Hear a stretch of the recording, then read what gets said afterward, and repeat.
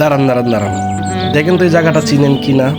এটা একটা জনপ্রিয় সিনেমার শুটিং হয়েছিল, যে সিনেমায় অভিনয় করেছিল জনপ্রিয় দুই তারকা।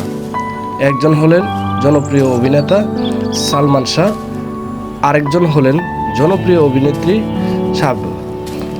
এই সিনেমাটা 90 দশকে হয়েছিল। সিনেমাটা সুপার হিট হয়েছিল। এই সিনেমাটা 90 দশকে যারা সিনেমা দেখছে তারা অনেকেই সিনেমাটা দেখেছে, যে সিনেমাটা সবারই ভালো লেগেছিল। এই যে পাকা জায়গাটা দেখতেছেন, এখানেই শাবনূরের বাড়ি ছিল। এখানে এই জমিদার আয়সা বাড়িটা পুরাই দিয়েছিল প্রেমের দায়, এই সেই জায়গাটা। আর এই নদীতে শাবনূরের নৌকা বাইতো, আর পার দিয়ে সালমান শাহ হেঁটে বেড়াতো, আর একটা গ্রাম ছিল।